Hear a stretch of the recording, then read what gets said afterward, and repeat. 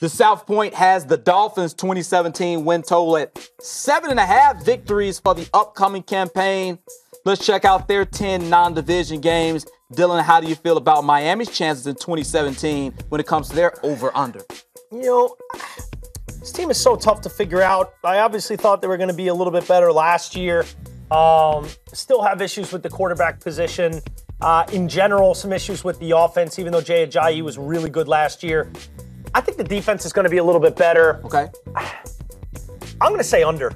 Really? I'm going to say under. They won 10 games a year ago. 10. Yeah. So you have them at 7.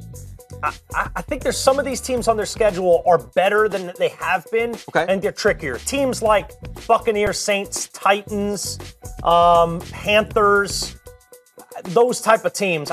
Miami could beat any of those teams. Right. Remember Miami went on that crazy win streak. They beat a lot of bad teams during that win streak, and Ajayi was running for 200 yards every game, it seemed.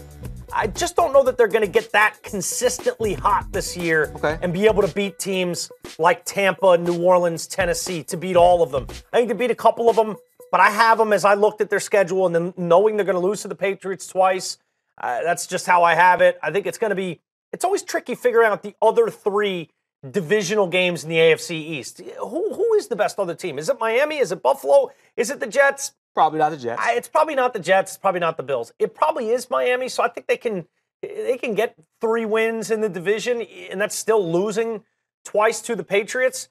But I see 7 wins. Wow. I see 7 wins. And I know I'm probably in the minority looking at this and looking at some of those 50-50 games and siding with their opponents, but I just don't have a lot of faith in this offense. I don't have a lot of faith in Ryan Tannehill, and I think, you know, this is an inconsistent team, and those inconsistencies are going to hurt this team yet again. The Saints and Titans games were at home, so I might give those to Miami.